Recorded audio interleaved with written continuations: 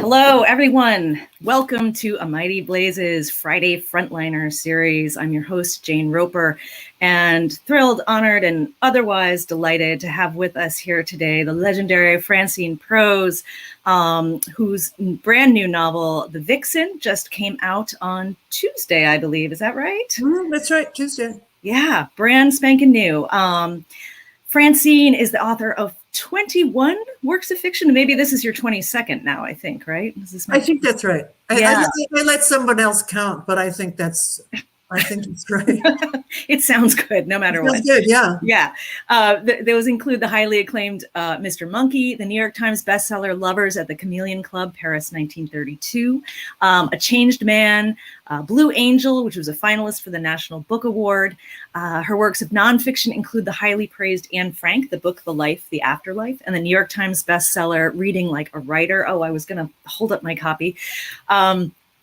Let's see. She's the recipient of numerous grants and honors, including a Guggenheim and a Fulbright. She's a former president of the Penn American Center and a member of the American Academy of Arts and Letters and the American Academy of Arts and Sciences. She is a distinguished writer in residence at Bard College and joins us from the Hudson Valley area. Her new novel, The VIXEN, is set in the glamorous world of 1950s New York publishing. The story of a young man tasked with editing a steamy bodice ripper based on the recent trial and execution of Ethel and Julius Rosenberg, an unlikely bodice ripper indeed. And it's been garnering rave reviews. Yi-Yun Lee, author of Must I Go, says, equally suspenseful and philosophical, The VIXEN is both a page-turner set in an era of espionage, conspiracy, and mistrust, and an exploration of one of the sustaining factors of civilization that also has to sustain perennial attack from politics and history, human decency. And boy, is that ever true right now in our current moment. There was a lovely review by Amy Bloom in the Times this week, and I loved these last lines because I think they speak so well to so much of your work, Francine. The gift of her work to a reader is to create for us what she creates for her protagonist, the subtle unfolding, the moment-by-moment process of discovery as we read and change from not knowing and even not wanting to know or care to seeing what we had not seen and finding our way to the light of the ending. So thank you and welcome, Francine. Oh, thank you, Jane. I could have recited that last paragraph by memory. I've read it so many times by now. Yeah, it's a good one. It really is a good one. And that, I think that speaks to what all of us as writers are. It's not only the protagonist is discovering things, but you, the author, discovering things as you go as well. I imagine. I mean, yeah, no, absolutely. Like, for example, what the plot is, or who the characters are, or what the book is about. Things like that. For example, yeah, small things like that. Yeah. So I won't ask you to give what is your book about, because I think it's a horrible question. So I'm going to tell people briefly what the book is about and then put it over to you. But at the beginning of the novel, we've got the protagonist, a recent Harvard grad, Simon Putnam. He's with his parents in Coney Island as the Rosenbergs are about to be executed as communist spies. This is at the height of the McCarthy era and everyone being terrified of communists. Simon's parents share the Rosenbergs' immigrant origins. They're Jewish like them. And in fact, his mother grew up in the same building as Ethel.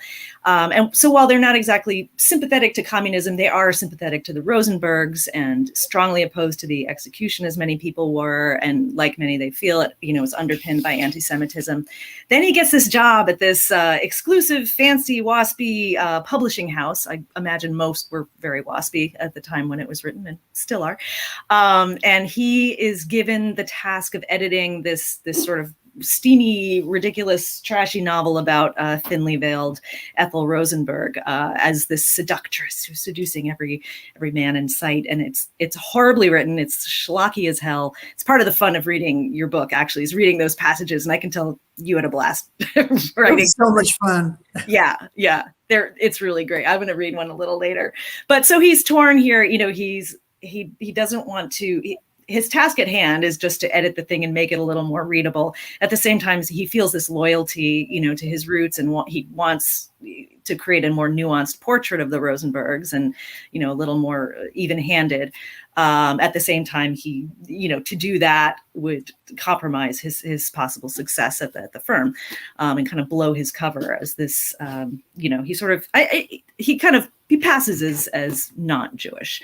Oh, wait, I forgot to say, speaking of this wonderful book, I forgot to say to people who are watching, if you're watching, leave a comment or a question and you'll have a chance to win a free copy. Thank you for popping that up on screen. All right, back at it. What drew you, I'm dying to know, to the story of the Rosenbergs in particular? And I read somewhere that this is something you'd been thinking about for a while. Yeah, no, my mother grew up in the same neighborhood as Ethel Rosenberg. She went to high school with Ethel Rosenberg, and she had 3 friends her entire life who were childhood friends from that same period. So they all knew Ethel, and so she was a part of, or the story of Ethel was a part of my childhood. Yeah. So she was I always wanted to write about it. I mean, I was fascinated by the case, and then I couldn't. And I tried several times. Well, I tried actually 14 times because I have the drafts. Wow. And then I mean, the first scene, Simon and his parents are lying around their living room watching the report of the execution on TV. And it wasn't until I wrote that first scene that I was in that room with that family. And it was just by accident, because I was at a friend's house in LA. I was visiting a friend, and I was working on the dining room table, and someone had a TV going in the next room. And I thought, oh yeah, television, because my family had a TV when I was 6 months old. We had the first TV on our block. And it was just like the TV in the beginning of the novel, the little 12-inch screen and this massive console. Big box, yeah. Yeah. So it just, I thought, that's how I'm going to do it. And in that first scene, they're watching the report from the execution, and then Ozzie and Harriet show and the Lucille Ball show and all these just crappy, wonderful 50s comedies are playing at the same time. Not historically accurate. They weren't all on the same night. But I thought, if I can just intercut what's happening to Lucy and Desi and what's happening to Ricky Nelson with the Rosenberg execution, I can get this right and then go on from there. So that's really, and once I did that, I had other pictures of the characters in my mind that changed considerably. But once I had that first chapter, I could go and do the rest. Yeah. And it sets it up so perfectly, those two halves of this sort of, idealized American mainstream sort of thing, with the juxtaposition of this really grim thing and this, of this execution. And, one of the themes throughout, as I was mentioning before, is, the way that there is this sort of almost, very pervasive anti-Semitism that is, in America at that time, where, for someone like Simon to get a job at a fancy publishing house, he really has to fit in with another whole culture in a way. And, likewise, there was this sort of, many people believing that anti-Semitism was at the root, and a lot of Jewish people, being suspected of being communists. And I thought, and I keep thinking also of like all the actors who used to have to change their names. But it also, as I was reading it, I couldn't help thinking about, how we're seeing this resurgence in anti-Semitism today, more at the extreme side. So it's not as kind of socially acceptable, of course, as it once was. And yet we're seeing it rear its head again. And I wondered if that was something that you were thinking about and processing as you were writing the novel. Well, there were certainly enough incidents that happened. Charlottesville happened as I was working on the novel. So, and it has come more and more into public attention. I mean, it's always been there. Sure. And in fact, it was a different form. I mean, there's a story apocryphal about Eleanor Roosevelt's anti-Semitism. It turns out to be apocryphal. Right. Oh, is it? Okay, good. Oh, yeah, I read that. Please say that. One of her friends did. But it was so much in the culture. I mean, if you read Edith Wharton, for example, the portrait of Simon Rosedale in House of Mirth is just blood-curdling. Yeah. But and in fact, Edith Wharton on her deathbed said, "I will never forgive the Jews." Edith Wharton on her that's what she had to say. So for what? For what? For you know what? So yes. So it seemed to me, if someone said that on, a great writer said that on her deathbed, it had to be floating around the culture fairly intensely. Yeah, absolutely. The other, I think one of the main things you were writing about here was also this idea of propaganda, right? So the novel that Simon is being asked to edit is clearly, a sort of sensationalized, idealized, made lascivious sort of version of events. And, ostensibly it's the point of it is for this firm, this publisher, to sell some books. But at the same time, it does, I think something you said, let's see, what did you say? It's the idea of, it was a way for you of thinking through the horrible polarization of our era, the threats to free speech from everywhere, and the sense of Americans persistently being lied to. And I know I don't want to give away, I don't want any spoilers about, what the nature of the book ends up being, but can you speak to, how you felt like you explored that issue in the novel? Well, it's hard because there is this giant spoiler that happens about 2/3 of the way through the novel. I mean, one of the things that I was, to say it most generally, thinking about and writing about was the way during the 50s, 60s, and even 70s, our government used culture as a vehicle for propaganda. In fact, I was just watching PBS had a show on the jazz ambassadors and how they sent Duke Ellington and Dizzy Gillespie and so forth to perform in Eastern Europe to prove that there was no race problem in the United States, because really? Because the Russians were using that as a kind of propaganda point themselves. So and that was true of Jackson Pollock. I mean, right. The idea that he was this free art compared to European art, and in America there was complete freedom. You could do what you want. And literature. I mean, the Paris Review and various magazines and so forth were funded by organizations that were funneling money from the USIS and then the CIA. Wow. And that's something I know about, like, what is it? The radio station that's the, American Voice of America. Yeah. Right. Voice of America. That's everywhere. Mm-hmm. But that's something I definitely did not know about. And, I just want to, I think what was kind of fun about the book too is there is this sort of intrigue, right, about what are the true motivations of the people who are of the the author of the book, of the publisher. Is it commercial? Is it entertainment? Is there something more going on? And I kept thinking about our sort of cable news moment where it is all sort of entwined together. You've got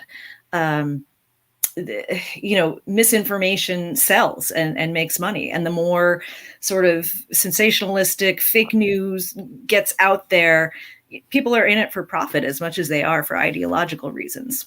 Yeah. And I mean, the idea of poor little Ethel Rosenberg as this crazy nympho Mata Hari, insatiable sexual desire was so outrageous that I knew that I could do it, because it just seemed like taking something that actually happened and just pushing it just a little further. And right. And there I was.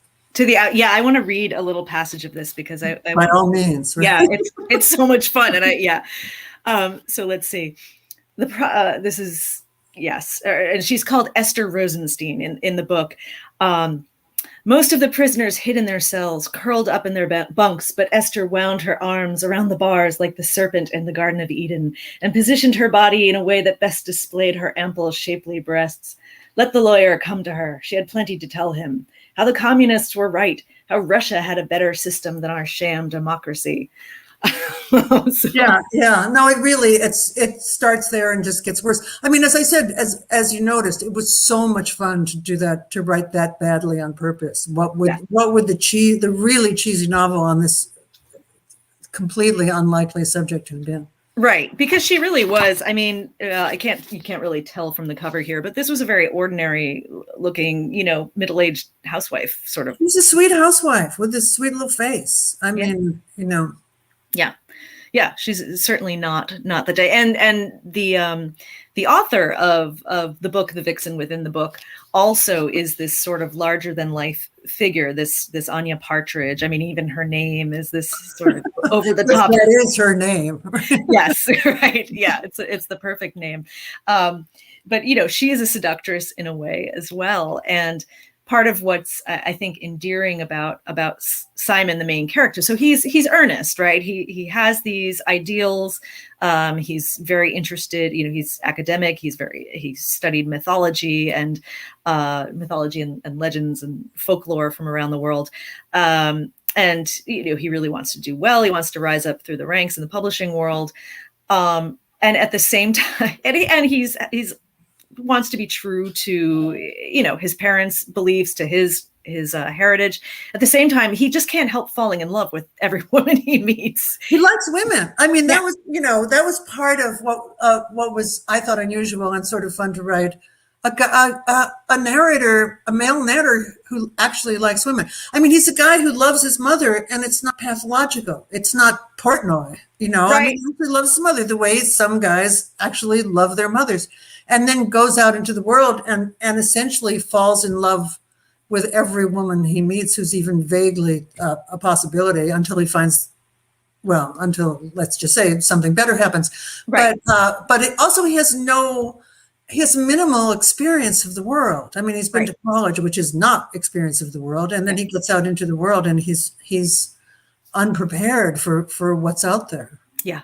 Yeah. Right. Or who's out there. Yes. Right. and that's important too. He's a little bit, his innocence becomes an important part of what happens in the plot. And again, it is hard to talk about this plot with. I know.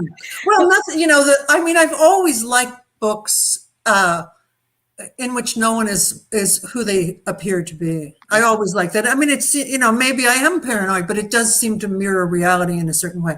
So that's the part that's hard to talk about, because once the veneer on everybody and everything is peeled away, then this whole other reality emerges. Right. Yeah. And I think it's certainly, I don't feel like it's a spoiler to say that people and things are not as they seem, because that becomes clear early on. You get the sense something, some things here. And that's part of, the delight of reading it is, okay, so what's the, what is this person's motivation? What's actually going on here? And that's, there are questions of authorship and questions of motivations and intent. One of the, another thing that I think you did very well was, and I mentioned this before, but I want to come back to it, this idea between propaganda and a point and like a moral point of view, right? So when we're talking about, often advice is given to writers, right? You don't want to be preachy in your writing. You don't want to be moralistic, and yet you can have messages, right? You can make a point. You take a moral position, but it is a very fine line. And I'm curious how you walk that line in your writing, and then maybe how you talk to your students about it, because I mean, even your book itself takes a point of view, subtle points of view. We can, though you explore many, we can kind of divine where you net out. So where's that line for you between preaching and well, humor really cuts the preachiness. I mean, it cuts right through. I mean, and humor is a great weapon against preachiness and sententiousness and sentimentality. I mean, that's the hard thing. I think that's the hardest thing with students is to talk about sentimentality as a bad thing without making them think that you're telling them not to have feelings. I mean, sentiment and sentimentality are quite different things. So those were concerns I was dealing with. And in fact, for all its good qualities, E.L. Doctorow's The Book of Daniel, which was kind of the first book based on the Rosenberg case, a novel based on the Rosenberg case, has huge veins of sentimentality in it. So I read it and admired it, but I wanted to avoid that if I possibly could. Right. So, yeah, you're right. I mean, it's true that humor does do that very well, because it is aware of itself. So you can stick sentimental things into it, and at the same time show that awareness. We know this is a little sentimental, and therefore it dulls the saccharine-ness of it. And you did that well with, I thought you did that throughout with Simon. His sort of love sickness. While there was a sweetness to it, it was funny. I mean, Oh, well, yeah. Considering how inappropriate his love objects were, and yes, exactly. Also how naive. I mean, he was a very appealing character to me. Also because, the book it's partly about family.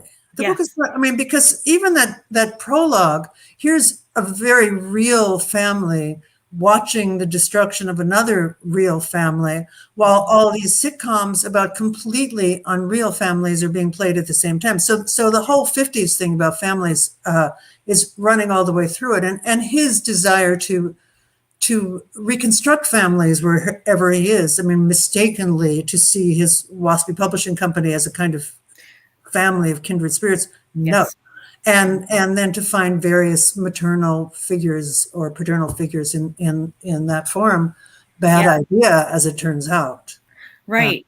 Yeah. And even the other relative we meet in the book, which is his uncle, who has sort of, insinuated himself into the publishing world. And even he turns out to not be an appropriate sort of family member for him to lean on. He got him the job, but then he, gets him rip roaring drunk and Yeah, his uncle's a sadist, which is a problem too. I mean, but his uncle's a certain kind of guy. In fact, all those guys are certain kinds of guys that I knew when I was starting out as a writer. I mean, Warren, the super arch publisher, I knew guys like that. It was such an old boys club, and it was really okay to make jokes about women's breast size, and everyone would just laugh. Or the 3 martini lunch, that was real. And that scene where the uncle takes him out to the restaurant and Simon, not a drinker, drinks so much that he falls over. That was autobiographical. That was really, with my first editor. And I'd gone to college. I wasn't a drinker, and I didn't even know what a cocktail was. So I ordered a whiskey sour. It was the only thing. And then we split a bottle of wine, and I just fell right over it. Yeah. That's interesting. That sort of old guard. It's very much like the Mad Men era. It dominated a lot of culture, from advertising and publishing. It has changed quite a lot. Do you think there's still? I mean, is there any of that still find in the publishing world? Well, I don't. Do we think that white men have totally given up their power? I don't think that's quite happened yet. I mean, there's much more diversity, thank God, in the publishing world, and also the all sorts of inequalities are now coming to light, and people are making changes. But those guys, versions of those guys, are still around. Yeah. Well, I work in the advertising business as my day job, so I certainly have encountered them there over the years as well. I was patted on the head once, like literally patted on the head. Nice job, Jane. So my first publisher, who was Pat Knopf, said to me, and this was an Athenaeum, which was again this. I mean, Warren's office is borrowed directly from Pat Knopf. So this English, baronial men's club, portraits of dogs on the wall, hunting dogs. Hunting dogs. And he said to me, "You didn't write this whole book all by yourself, did you? This is my first novel." Yeah. Oh, yeah.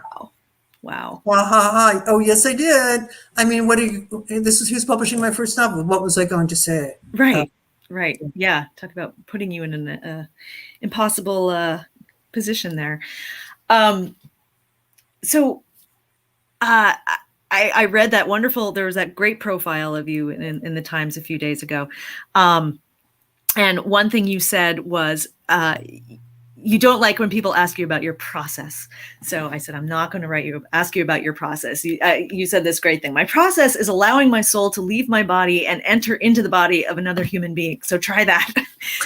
Try it. Yeah, right. Exactly. It's the most fun. It's the fun part of the process. I mean, sure, revision, one can talk about that, but the actual composition, it's so dreamlike. Yeah. It's like trying to talk about your dreams, and we know how that goes. Well, although usually when people talk about their dreams, it's boring, and your book is not boring. Your work is not boring. So let me ask you this: what is it that draws you to the kind of who are the kind of characters that you want to go into their bodies? Like, what is it about? I'm thinking about the diversity of the different types of characters you write about, and you've written a huge variety of settings, time periods, milieus. You've got the creative writing teacher in Blue Angel. You've got the ex skinhead in a changed man, right? Mm-hmm. You've got the Albanian immigrant in My New American Life. What draws you to these characters? Well, on the surface, they're as different from me as they possibly could be. Yeah. So part of it is figuring out how they think or how they talk or what they're like or how they see the world. So, and that's a real challenge. And but it's also a great pleasure. Mm-hmm. I mean, just becoming someone else. one of my granddaughters has, like, as far as I can tell, and she's 10, she still has like 20 imaginary friends. And they're all, they do a lot of arguing, and there's a lot of recrimination, and they all talk at once. And so and when I listen to her, because she comes up to my study, I have these 50s actually doll houses. I found my childhood dollhouse on eBay. I mean, not my actual one, but but the same, yeah. She plays with the dolls and talks to herself all the time. And when she does that, I think, yeah, that's a version of what I'm doing. Mm-hmm. I mean, I'm just talking to myself all the time, except it's in my head, and I'm pretending that it's different people. Right. So, but my two favorite scenes to write in the novel were both these rants by the two publishers, the one who's theoretically insane and one who's theoretically sane. Yes. And those were just exhilarating, because they just, those characters like that, you just wind them up. And they just talk. Yeah. So, and that was just, I just felt like I was coasting when I was doing their speeches, because I heard that. It's not, the idea of hearing these two maniacs in your head just rattling on. I mean, that's not for everyone. Right. It's not for the faint of heart. But it's when you have sort of really those out there colorful characters like the two you're speaking of, it's fun. I mean, it's a lot of, I'm just speaking of myself as a writer, and in a way it's easier, though, I find, I'm curious if you find this too, than writing like your point of view character, your protagonist, where things are a bit more subtle. Do you find that as well? Yes, absolutely. Because Warren and his partner, former partner, what do I want to say? They're not especially three-dimensional. Right. They're not, I wouldn't call them one-dimensional, but they're not exactly three-dimensional. But Simon had to be three-dimensional. Right. So on the other hand, I felt so close to him because for whatever reason, I remember so clearly what it was like to graduate from college and have no idea what your life was going to be, and how, I used to walk through Cambridge, Massachusetts crying all the time because I was supposed to be having a life and I didn't have one. So that was all very, I mean, even though so many years had passed, those feelings were very familiar to me. Yeah, no, definitely. I mean, it makes a lot of, I think a lot of times we draw on little pieces of our own reality and putting characters together.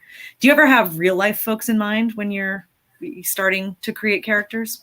There's some of them are amalgams. I mean, as I said, I've known guys like the guys in the novel, and actually Anya, the author, putative author of the novel, I had someone much more like Ayn Rand in mind when I started out. Oh, interesting. Someone much more in control and much more evil, let's say. But it didn't work. I needed, for reasons of plot, really, I needed someone who was more easily pliable, let's say. So So Right. and wasn't going to make it. Right. Make Well, the cut. yeah, I'm glad though, because Anya's fantastic, and she's kind of cuckoo and sexy, and she adds she's just like, anytime she's on the page, it's just sort of like, wow, here she is. And you know, it's she worked well. So all right, we have some questions now. So Mark, you want to pop a question up there? Oh, this is great. Okay, so from Ellen, how do you feel about your portrayal of the real historical character Ethel? Ellen, I know you're in the family, and I know that I'm going to be talking to Ivy next week. I was terribly nervous. And the only way I could do it, because my fear of being exploitative was so intense, that the only way I could do it was to write about exploitation, was to write about a situation in which her memory and her life was being exploited. So somehow I felt that put me out of it. I mean, I think that this is probably going to come out when I talk to Ivy, but Ivy Mirapol, who's Ethel's granddaughter, and I have a mutual friend. And when I was very worried about this, and I spoke to my friend Molly, who's a close friend of Ivy's, and I said, I'm worried about the Mirapol family, and she said, oh, they're very smart. They're not going to think that you're saying that her grandmother was a slut. So that was tremendously reassuring for me and in fact, that doesn't seem to have happened. So that was a huge relief. Right. Oh, okay. So Ellen, who just asked, is a relative of the. I think, as far as I understand, married into the family. Or... Oh, wow. Fascinating. Yeah. Well, I mean, reading this book did lead me to look up, you know, the two sons, because Rosenberg's had two fairly young children when they were executed, and you know, that for some reason that was shocking to me. I think I don't know why I didn't know that, but just the whole thing was shocking, and the way it was, the way it was exploited was shocking, and the way in which, I mean, their visit to their parents was actually, I mean, not the visit itself, but the cameras did cover them going into Sing Sing. So, you know, horrible, really horrible. Yeah, no, it really, it is, again, that contrast between, you know, showing something as brutal as that, but then, oh, here's Ozzie and Harriet, you know. Well, you know. Yeah. Cut to the commercial. Right, exactly. There's America for you, right? We have another question. All right. Do you have one character or story that just haunts you?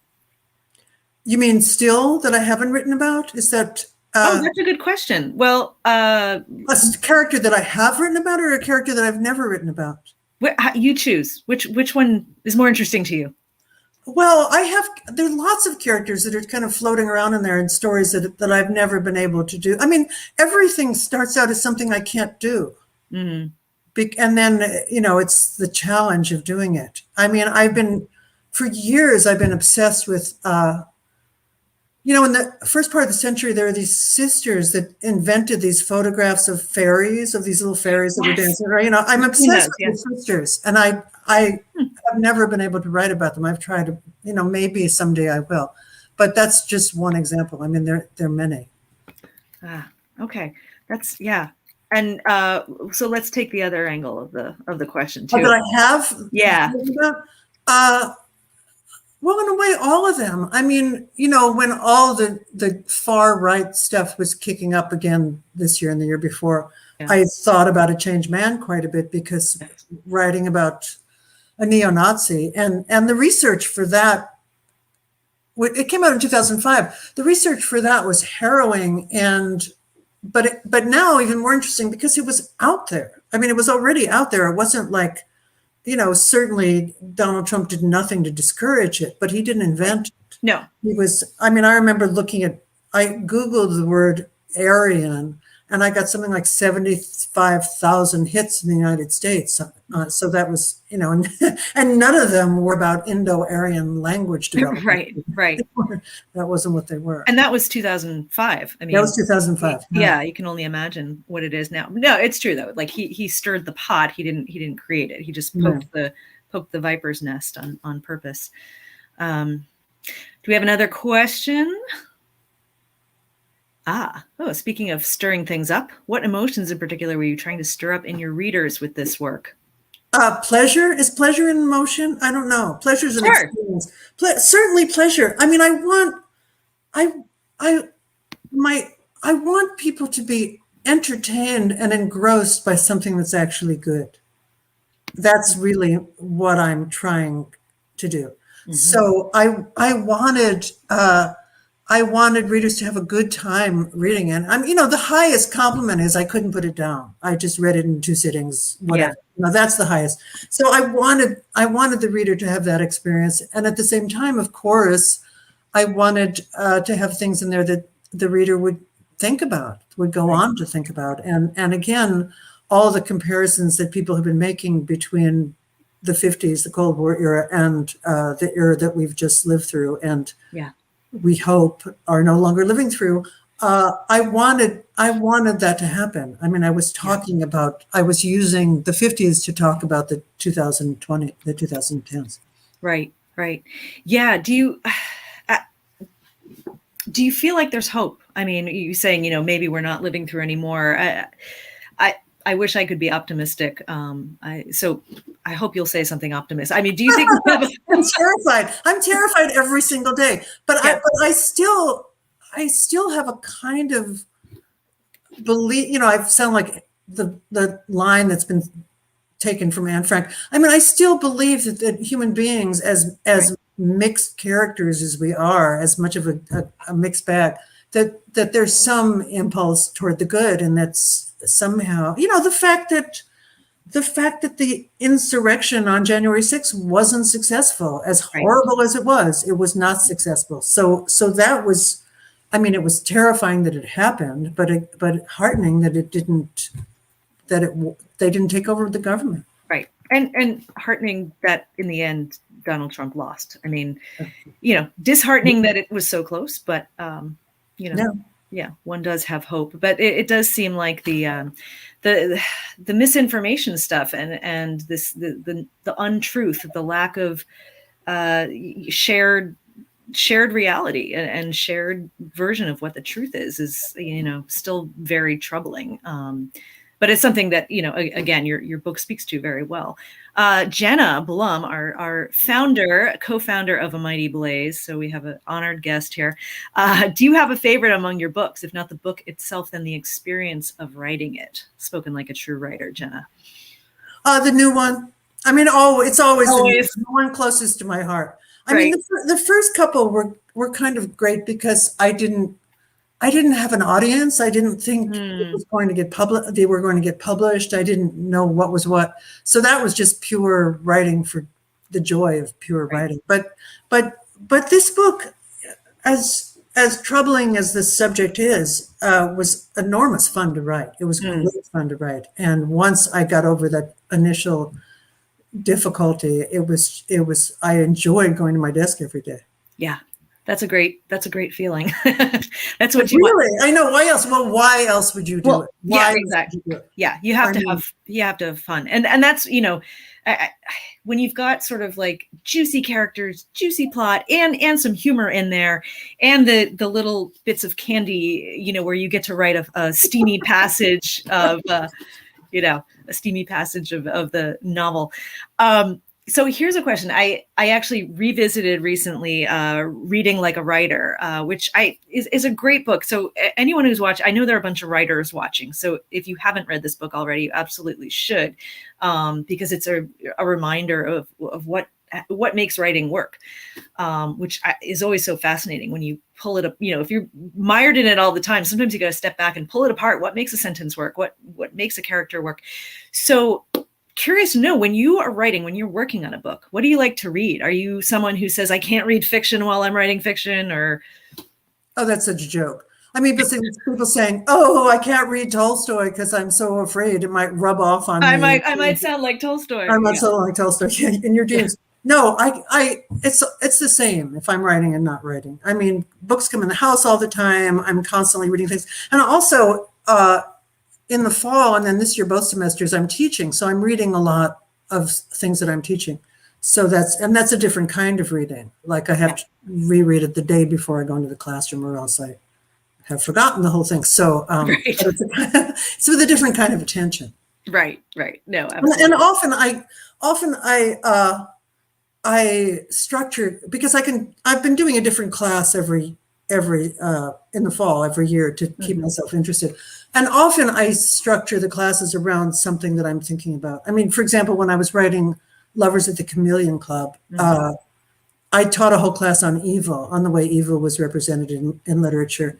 And so we would just read books about evil. And then just before I started the VIXEN, I taught a class about totalitarianism in literature. So we were reading everything from, Nadezhda Mandelstam's Hope Against Hope about Stalin to Primo Levi to, all the way through African novels, so forth and so on. Yeah. You've said a couple of times to keep yourselves interested. I love that. I think something you said in the profile is that you get bored easily. And I wonder if that's a case of a lot of writers. They didn't have to put that in the headline. Yes, I thought that was just so weird. Weird. A lot of I'm easily bored by books, says author of 22 books. Yeah, that was very clickbaity. It was clickbaity. It was bizarre clickbaity. And also, I mean, the writer was lovely. The journalist was lovely. And I know from many, many experiences that the writers don't choose the headline. So, whatever. Yeah, it's true. I'm not that easily bored. I mean, having small children can be quite boring, but I was interested pretty much the whole time. So, yes. Yeah. Amen to that. Mark, do we have, I mean, I like that. Truth telling. Yeah. I find older children definitely more interesting. Mark, do we have any more? Oh, let's see. That's a good one. Let's pop up Christina's. This is interesting. When it comes to the present and discussing hope, my kids mentioned Dr. Fauci or Robert Mueller. Who do you see as someone who is a figure of hope? Well, there are tons of, Greta Thunberg, Malala, they're out there, and they're out there for kids as well. I mean, they're kids, and God, I love Dr. Fauci. I just love him. I just find him so charming and kind of hot, really, So, and again, anyone who tells the truth now is just, you're just so grateful, really, just for someone to give you some version of reality that has any congruence with your own version of reality and doesn't make you feel insane. I mean, that's again reason for gratitude. Not to be made to feel, that's what it's come to. Not to be made to feel insane is we're like incredibly great. Kamala Harris, right. Absolutely. Right. Well, this is why we talk. Gaslighting has come up. So you do sometimes feel like, am I crazy? Am I the one? I know. It's meant to do that. Stacey Abrams. I mean, there are people out there who really make you think it's possible or something better is possible. All right. Now, so my husband has a question. So I think we have to answer this one, or I'm going to be in trouble. Is teaching writing, was that an early aspiration, or if it's something that kind of comes with the job? Does that bring inspiration to you? Well, I don't teach writing. I haven't taught writing for almost 20 years. I mean, sometimes I do it as for a week or something like that, but I teach literature. So it's a huge inspiration because often, and it's odd how it happens, but often some problem I'm having in my own work, I'll teach some story or some novel, and the solution to the problem will just present itself to me because of what I've been teaching. And it's incredibly, to see students have a connection to the work of someone who's been dead for 1,000 years or 300 years, or to feel that currency that runs all the way through to students now is hugely encouraging. It's really, it's great.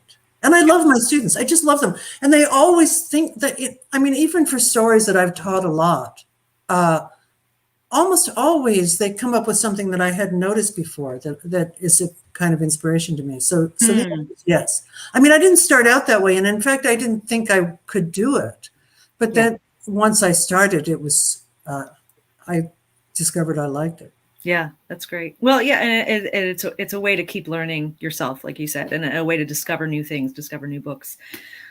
Well, a Blue Angel was like my goodbye song to teaching writing. I mean, I thought that's never going to happen again, and Right. it pretty much hasn't. So Right. For some reason, people stopped inviting me to teach writing classes, but I'm still teaching literature.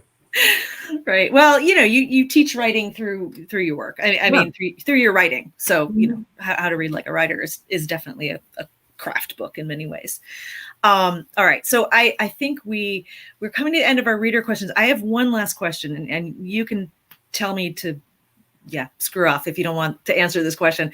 But can you give us a hint of what you're working on next? Well, I'm doing something a little. I have an assignment which was really helpful during lockdown, which is I'm doing a little. The Yale University Press is doing a series of ancient lives biographies. So a friend of mine is editing the series, and he asked me to do Cleopatra.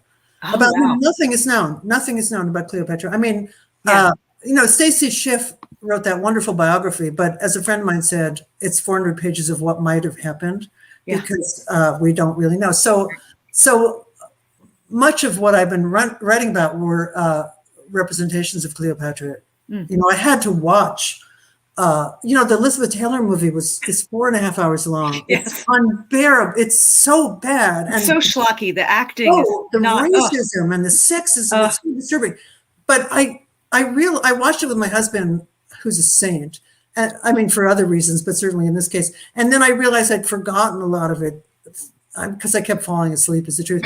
So then I had to watch it again. But there was, and also the pre-code Hollywood stuff, Theda Bara and Clara Bow, it was so porny. Racy stuff. Oh my God. I mean, Theda Bara is wearing this kind of breastplate as Cleopatra, which are just these two golden snakes curled around her bare breasts. Look like, oh my God. Yeah. 1928, you could just, now it would be considered a little bit out there. Yeah, right. So what kind of so that's nonfiction? That's nonfiction. Yeah. Okay. All right. And I'm thinking about something. I'm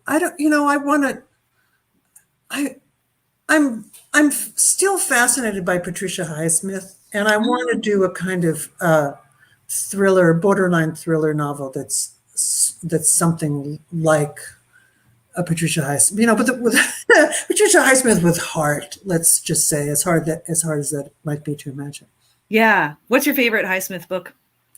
A Tremor of, what's it called? A Tremor of Forgery. I think it's the one that takes place in North Africa. And Strangers on a Train is pretty great too. I have them all. I read them all the way through.